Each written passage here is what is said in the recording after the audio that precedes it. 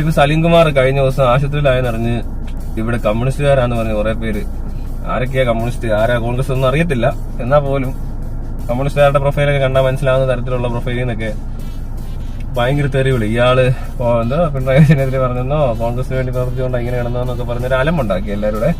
പക്ഷെ ഇന്നലെ വൈകിട്ട് സലീംകുമാർ മരിച്ചുപോയി. അപ്പോഴത്തേനും ശരിക്കും എന്തൊരു നാണക്കേടാ.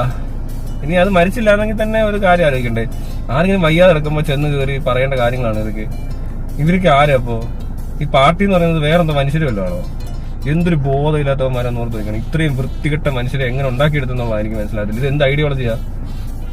ഇവര് കമ്മ്യൂണിസ്റ്റ് കോപ്പാന്നൊക്കെ പറഞ്ഞിട്ട് ഇതാണോ പ്രവൃത്തി? അതൊരു പ്രവൃത്തിയല്ലേ? വെറുതെ ചിന്തിച്ചൊന്നുമല്ലല്ലോ, മനസ്സിലങ്ങ് കൊണ്ടു നടന്നൊന്നുമല്ലോ. വിളിച്ചു പറഞ്ഞില്ലേ പബ്ലിക്ക് വന്നിട്ട്, അതും സോഷ്യൽ മീഡിയ പ്ലാറ്റ്ഫോമിലൊക്കെ വന്ന് ഇത്തരം കമന്റൊക്കെ ഇടാനും വേണ്ടും തെണ്ടികളൊക്കെ ഏതവന്മാരായിരിക്കും എന്തോ. എന്താണ് അതിന്റെ പിന്നിൽ റോബോട്ടൊന്നും ഇരുന്ന് ചെയ്യുന്നതല്ല. റോബോട്ട് ഒരിക്കലും ചെയ്യത്തില്ല, റോബോട്ടിന് അതിന്റെ ആവശ്യമില്ല ഉണ്ടെങ്കിൽ തന്നെ. പക്ഷേ ഏലിയൻസിന് ആവശ്യമില്ല. ഏലിയൻസിന്റെ ഒരു പ്രൊഫൈൽ ഇട്ടാലും സലീംകുമാർ ആശുപത്രി കിടക്കുമ്പോൾ കമ്മ്യൂണിസ്റ്റുകാരുടെ പേര് വന്നുകൊണ്ട് ഏലിയൻസ് അങ്ങനെ ചെയ്യുമെന്ന് എനിക്ക് തോന്നുന്നില്ല. ഞാൻ ഏലിയൻസുമായിട്ട് എനിക്ക് നല്ല സമ്പർക്കമുള്ള ഒരാളാണ്. പലപ്പോഴും ഞാൻ ഏലിയൻസിനെ വൈകുന്നേരം കാണാറുണ്ട്. പിന്നെ ഉള്ളൊരു ഗ്രൂപ്പ് ഏതാണെന്നറിയാമോ? ജൂതന്മാര്. ഓ, ജൂതന്മാരാണോ?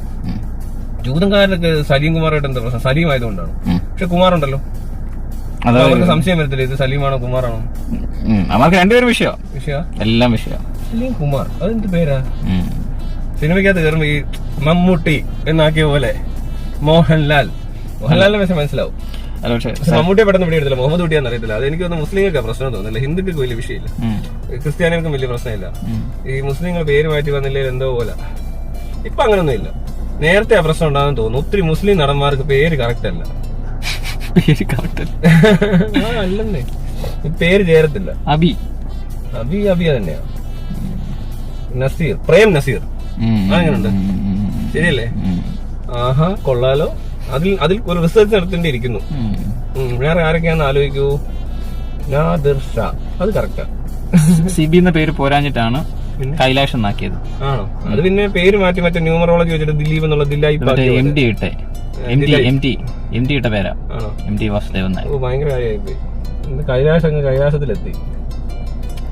എന്തുവാണ് ഇതിലുള്ള പേരിലൊക്കെ എന്തിരിക്കുന്നു? അതേപോലെ എനിക്ക് സ്വന്തമായിട്ട് ഞാൻ പേര് തോന്നുന്നു, ചെകുത്താൻ. ഇത്ര പവർഫുൾ പേര് വേറെ എവിടെ കിട്ടും? ഇതിനൊന്നും ഒരു തെണ്ടിയുടെ ആവശ്യമില്ല. പിന്നെ പേരിടാൻ വേറൊരാള് നമ്മളിവിടെ ഇരിക്കുമ്പോ. അപ്പൊ ഞാൻ ആലോചിക്കുന്നതേ, ഇപ്പൊ ജൂതന്മാർ അങ്ങനെ ചെയ്യത്തില്ലായിരിക്കും. പക്ഷെ ഈ പറഞ്ഞ ഒരു ആവശ്യം എന്താ ഇവരുടെ ഒരു പ്രശ്നം എന്താ? ഇവന്മാര് നാണം കെട്ടില്ലേ, നാറിയില്ലേ? അവന്മാരെയൊക്കെ പറഞ്ഞു വിടും ഈ പരിപാടിക്കകത്ത്. അല്ലെ ഒന്ന് പറഞ്ഞു കൊടുക്കുക ആരെങ്കിലും ഇരുന്നു. നേതാക്കന്മാരാന്ന് റഹീം എന്നൊക്കെ പറഞ്ഞ ആളൊക്കെ ഇരുന്ന് എന്തൊരു കോമഡിയാ. ഉള്ള സമരത്തിന്റെ ഒക്കെ മുന്നിൽ ചെന്ന് കോമഡി കാണിക്കുക, പൊട്ടത്തരം വിളിച്ച് പറയുക, ഏതാണ്ടൊക്കെ കാണിക്കുക വേണം. അതൊന്നും അത്ര പോരാ.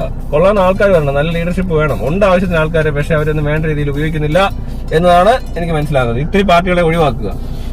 ഈ ഷോ പാർട്ടീസ് അവർ നടക്കത്തില്ല. ഒന്നാമത്തെ കാര്യം, ഈ കമ്മ്യൂണിസ്റ്റ് പാർട്ടി എന്ന് പറയുമ്പോൾ BJP പോലെ എന്ത് മണ്ഡലത്തിലും വിളിച്ചു പറഞ്ഞാൽ അങ്ങ് അംഗീകരിക്കുന്ന, അതെല്ലാം വിശ്വസിക്കുന്ന അത്തരം അണികൾ ഉള്ള ഒരു പാർട്ടി അല്ല. അവര് ചിലപ്പോ ഇതൊക്കെ കണ്ടു കഴിഞ്ഞാൽ പാർട്ടി വിട്ടു പോകാനും അതുപോലെ തന്നെ തിരിച്ച് പറയാനും സാധ്യതയുള്ളവരാ. അല്ലാതെ എന്ത് വിട്ടത്തിനും കാണിക്കുക, എന്ത് പറഞ്ഞാലും സൂപ്പർ എന്ന് പറയാൻ ഇവിടെ BJP മാത്രമേ ഉള്ളൂ. കോൺഗ്രസ്സുകാർ പോലും അത്രയും പറയത്തില്ല. BJP കയറി എളുപ്പമാണ് കാര്യങ്ങൾ. എന്ത് പറഞ്ഞാലും കുഴപ്പമില്ല. വിവരക്കേട് പറഞ്ഞാൽ കയ്യടിയാ. അതെങ്ങനെയാണെന്ന് മനസ്സിലായില്ല. ഇനി കുറേ വിവരമുള്ളവർ അതിനകത്ത് കയറി. ഇപ്പൊ വിവരം ഇല്ലാത്തവരെ കിട്ടിയുള്ളൂ. ആദ്യത്തെ റൗണ്ട് അങ്ങനെയൊക്കെയാണല്ലോ. ഒരു പാർട്ടി ഏറ്റവും പൊട്ടന്മാരൊക്കെ പിടിച്ചോണ്ട് ആർക്കും വേണ്ടാത്ത. ഞാൻ നേരത്തെ എനിക്കറിയാം കമ്മ്യൂണിസ്റ്റിനും കോൺഗ്രസിനും എടുക്കാത്തവന്മാരുണ്ട് ഞങ്ങളുടെ വാർഡിലൊക്കെ. അവരിന്ന് BJP കണ്ട് രാഗിയൊക്കെ ഇട്ട് പിറ്റേ ദിവസം BJP എന്ന് വരുന്നതാണ്. കാരണം അവർ പാർട്ടിയിൽ ആളെടുക്കുമ്പോൾ അങ്ങനെയൊക്കെ കിട്ടത്തുള്ളൂ ആദ്യം. പിന്നെ മെച്ചപ്പെടുന്നു. ഇപ്പൊ കുറച്ചൊക്കെ മെച്ചപ്പെട്ടിട്ടുണ്ട്. പിന്നെ ഇതിനിടെ CJP എന്ന് പറഞ്ഞൊരു കോപ്പ് വന്നു. എന്തോ അവന്മാരുടെ പ്രശ്നം എനിക്ക് മനസ്സിലാവുന്നില്ല. ഇവരൊന്നും ആവാൻ പോകുന്നില്ല. ഇതൊക്കെ വല്ല BJP-ക്കാർ തന്നെ വേറെ ഒരു മാസ്ക് ചെയ്ത് വന്ന ആൾക്കാരാണെന്നൊന്നും പറയാൻ പറ്റത്തില്ല. കുറച്ചാളെ കാണാൻ ഇവരൊക്കെ ഏതാണ് ഒന്നും പറയാൻ പറ്റത്തില്ല. ഇവിടെ കുറച്ച് അലമൊക്കെ ഉണ്ടാക്കുക, വെറുതെ ഇടുന്ന കച്ചറ കാണിക്കുക. പ്രത്യേകിച്ച് ഒരു വ്യത്യാസം ഉണ്ടാകാൻ പോകുന്നില്ല BJP. അതങ്ങനെ. പിന്നെ നമ്മൾ അതിനെപ്പറ്റി പറയുന്നത് ഒരാള് വയ്യാതെ കിടന്നാൽ എങ്ങനെ ഇവന്മാർക്ക് പറയാൻ പറ്റുന്നത്? ഇത് ഏത് സ്കൂളിലാണ് പഠിച്ചത്? ഇവര് സ്കൂളിലൊന്നും പോയിട്ടില്ലേ? ഒരു ബോധം ഉണ്ടാകാതിരിക്കുന്നത് എന്ത് കഴിക്കുമ്പോഴാണ്, ഏത് പുസ്തകം വായിക്കുമ്പോഴാണ്? കമ്മ്യൂണിസ്റ്റ് മാനിഫെസ്റ്റോ വായിച്ചാൽ ഇങ്ങനെ ആവുമോ? അറിയാൻ വേണ്ടി വയ്ക്കാം. നിങ്ങൾക്ക് ഇതുവരെ വായിച്ചിട്ടുണ്ടോ? ഞാൻ വായിച്ചിട്ടൊന്നും ഇല്ല, എനിക്ക് അതിന് ആവശ്യമുണ്ടെന്ന് തോന്നിയില്ല. പക്ഷെ ഈ പറഞ്ഞ പോലെ വലിയ പാർട്ടിയെ കോർപ്പാന്നൊക്കെ പറഞ്ഞിട്ട് അത് പറഞ്ഞിട്ട് കാര്യമൊന്നുമില്ല. ഇതിന് അതിനകത്ത് വലിയ ഔട്ട്ഡേറ്റഡാ സാധനമൊക്കെ. ഇതെല്ലാം ഔട്ട്ഡേറ്റഡാ. മതം, കോൺസ്റ്റിറ്റ്യൂഷൻ ഔട്ട്ഡേറ്റഡാ. അപ്പോഴാ ഇവിടുത്തെ നിയമവ്യവസ്ഥ ഔട്ട്ഡേറ്റഡാ.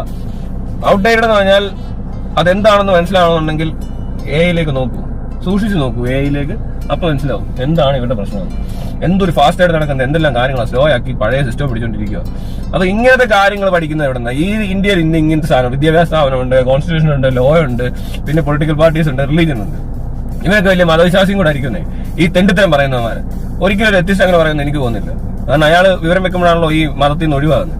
അയാൾ വന്നിട്ട് ആരെങ്കിലും പറയാം വയ്യാതെ നടക്കുന്ന ഒരാളെ നോക്കിയിട്ട് അവനോ അങ്ങനെ ചെയ്തവനോ ഇങ്ങനെ എന്തൊരു വിഡിത്തരമാണോ? അതേപോലെ സലീം കുമാർ എന്ത് ചെയ്തെന്ന്, സലീം കുമാർ എന്ത് ചെയ്തെന്ന്, അയാൾക്ക് ഇനി പൊളിറ്റിക്സ് ഉണ്ടെങ്കിൽ പറയട്ടെ. Communist party അനുകൂലിച്ചവരാരും മരിക്കുന്നില്ല. അനുകൂലിച്ചവരൊക്കെ അവിടെ കുത്തിയിരിക്കുക, മരിച്ചിട്ടേ ഇല്ല.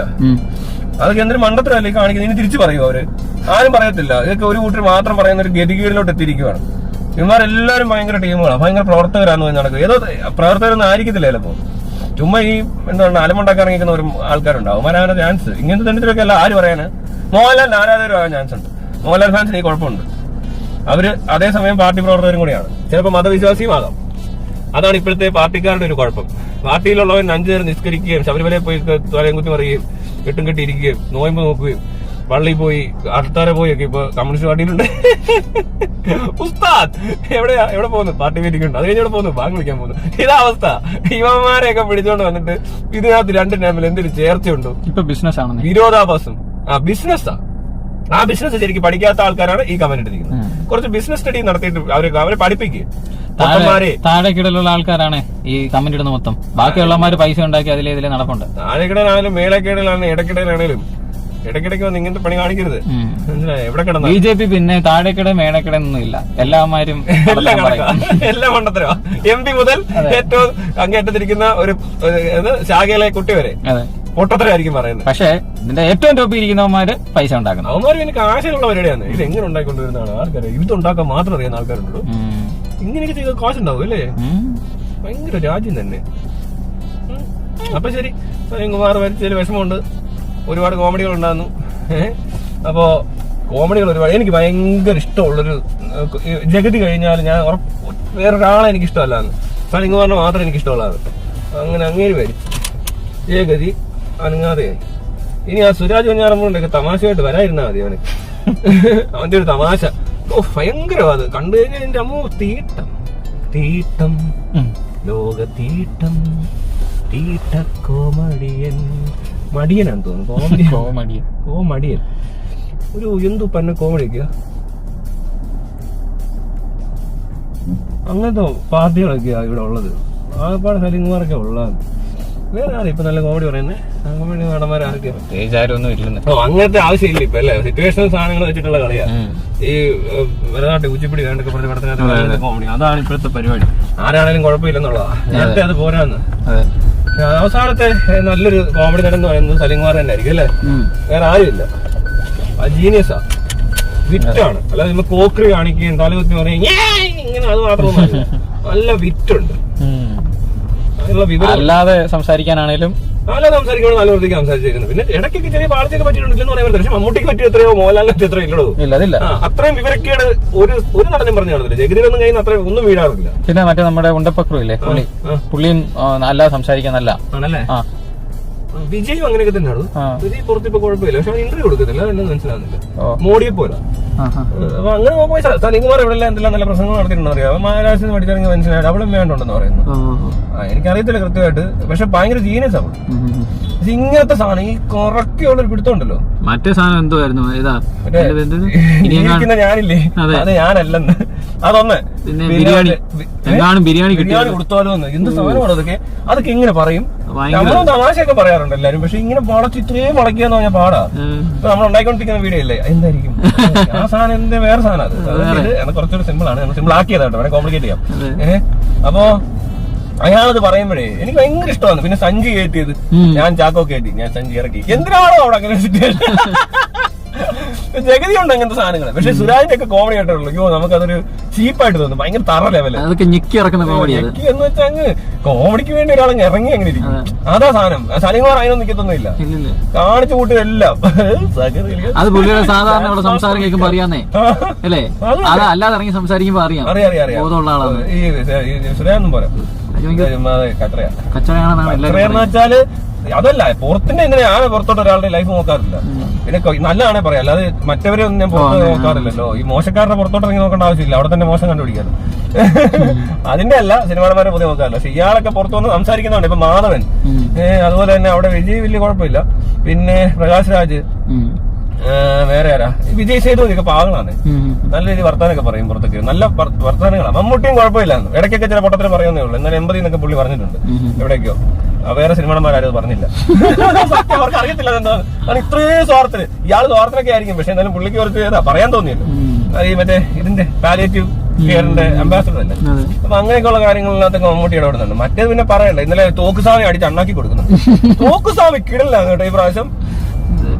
തോക്കുസ്വാമി പറഞ്ഞേ അത് പിന്നെ മോനെ നല്ല കാര്യല്ലേ, ഈശ്വരന്റെ അനുഗ്രഹം. അപ്പൊ നമുക്കത് വേണ്ട പോലെ ചെയ്യാം. പിന്നെ പുള്ളിയെ കണ്ടിട്ടേ മോനെ, നമുക്കല്ലാതെ വളരെ വേണ്ടപ്പെട്ട കാര്യമാണ്. ഈശ്വരന്റെ അനുഗ്രഹം ഉണ്ട്. ഇതൊക്കെ ഒരു മദ്യം മയക്ക് വരുന്നത് എന്നൊക്കെ പറയുമ്പോ സമൂഹത്തിന് വളരെ മോശമാണ്. ഞാൻ പണ്ടേ പറഞ്ഞിട്ടുണ്ട് നാർക്കോട്ടിക്സ് ഡർട്ടി ബിസിനസ് എന്ന്. അതുപോലെ തന്നെ അതിനു മുമ്പ് ഗോഡ് ഫാദർ എന്ന സിനിമയില് ഡോൺ കോളിയാണി എന്ന് പറയുന്ന കഥാപാത്രം അത് പറഞ്ഞിട്ടുണ്ട്. പക്ഷെ ഇങ്ങനെയല്ല. അതുപോലെ തന്നെ വേറെ കാര്യം ഡർട്ടി ബിസിനസ് എന്ന് പറഞ്ഞത് നമ്മളെ മാറ്റിയപ്പോൾ നാർക്കോട്ടിക്സ് ആക്കിയതാണ്. പറയൂ. Narco analysis is A dirty analysis. അതാണ് അതിന്റെ സംഭവം. അപ്പൊ അങ്ങനെയൊക്കെ പറഞ്ഞുകൊണ്ട് തോക്കുസ്വാമി എടുത്തിട്ട് അലക്കുന്നത്. പക്ഷെ തോക്കുസ്വാമിയുടെ പ്രശ്നം വെച്ചാൽ തോക്കുസ്വാമി പറയുന്നതെല്ലാം ഒരു പോരാ. പുള്ളി ഡ്രഗ്സിനെതിരെ അങ്ങനെ ആക്കാൻ പോവാ. ഇവിടെ പച്ചമുളക് എന്ന പേരിലുള്ള ഒരാളുണ്ട്, അയാൾ ഇതെല്ലാം ചെയ്യുന്നതൊക്കെ പറഞ്ഞു കഴിഞ്ഞാൽ എന്തൊരു കോമഡിയാണ് ഇയാള്. എനിക്കൊന്ന് അയാളോട് എന്തോ വിരോധം ഉണ്ടെന്ന് തോന്നുന്നു. അതൊക്കെ മണ്ടത്തരാ പറയുന്നത്. പക്ഷെ സംഭവം മറ്റേ ഇതിന്റെ പരിപാടി മൊത്തത്തിൽ രസമുണ്ടാകും, വൈറലായി ഓടുന്നുണ്ട്. പക്ഷെ ഇവര് വാർ അഗൈൻസ്റ്റ് ഡ്രഗ്സ് എന്നോ അല്ലെ ഡ്രഗ്സിന് വേണ്ടിയിട്ട് എന്തെങ്കിലും ചെയ്യാൻ ഇറങ്ങുകയോ ചെയ്താൽ ഇവരുടെ ടോട്ടൽ പ്ലാൻ കിട്ടിയാൽ നമുക്ക് ഈസി ആയിട്ട് അതിനകത്തുനിന്നൊരു 100 കാര്യങ്ങൾ കാണത്തില്ല. പിന്നെ ഉള്ള 10 എണ്ണത്തിനകത്ത് 7 എണ്ണം തെറ്റുമായിരിക്കും. ഞാൻ തമാശ പറഞ്ഞല്ല, ഇവിടുത്തെ സ്കീമൊക്കെ എടുത്ത് നോക്കിയോ. ഇവര് ചെയ്യാൻ പോകുന്ന ഓപ്പറേഷനാ മറ്റേതാ മറിച്ചാന്നൊക്കെ പറഞ്ഞ് ഇവര് ചെയ്തുകൊണ്ടിരിക്കുന്നൊക്കെ മനുഷ്യത്തിന് ചെയ്തതാ. മനസ്സിലായോ? ഹ്യൂമൻ റൈറ്റ്സ് വയലേഷൻസ് ഒരുപാട് കാണേണ്ടി വരും. പിന്നെ ഈ ചുമ്മാ കിടന്നുള്ള വാരി കൂട്ടിയുള്ള പരിപാടികൾ ഒത്തിരി കാണേണ്ടി വരും. നല്ല മണ്ടത്തരങ്ങൾ ഒത്തിരി നടത്തിക്കളയും ഇവര് എന്നിച്ചിറങ്ങിയിട്ട്. അങ്ങനെ പ്രശ്നമുണ്ട്. എന്താണോ എന്തോ ഒരു കാര്യം നടത്തണം. അതുമില്ല. ആര് സ്റ്റഡി ചെയ്യാൻ? പോലീസുകാർ അല്ലെ പുറത്തെ പുസ്തകം വാങ്ങിച്ച് വാങ്ങിക്കണം. അതൊന്നും അവര് വായിച്ച മനസ്സിലാവും. ഒരു താനെന്ത് ഇതൊക്കെ അങ്ങനെയുള്ളവരല്ല. ഹൈ ലെവലിലൊക്കെ ഉണ്ടെന്ന് പറയുന്നത്. പക്ഷെ അവിടെ നിന്നും റിട്ടയറായി വന്നവനാണ് അൽഫോൺസ് കണ്ണന്താനവും ടി സെൻകുമാറും. വേറൊരു ആത്മാവിനെ കൊണ്ട് കേസ് തെളിയിച്ചെന്ന് പറഞ്ഞൊരു ജോസഫോ ഇതിനെയൊക്കെ കണ്ട് വേറെ പെണ്ണുമ്പോൾ ഇറങ്ങിയിട്ട് ഞാനൊക്കെ കാണിക്കുന്നത്. എന്തൊക്കെ വിവരക്കാരോട് ഇവർ വിളിച്ച് പറയുന്നത്. ഇവർ IAS ആണോ IPS ആണെന്നൊക്കെ പറഞ്ഞു കഴിഞ്ഞിട്ട് ആ ഋഷിരാജ് സിംഗ് കുറച്ച് മര്യാദയ്ക്ക് സംസാരിക്കുന്നുണ്ട്. അയാൾ ഈ നാട്ടുകാരനല്ല. എന്തൊരു അവസ്ഥയാണെന്ന് നോക്കിക്കൊണ്ട് ഇതൊക്കെയാ കണ്ടത്.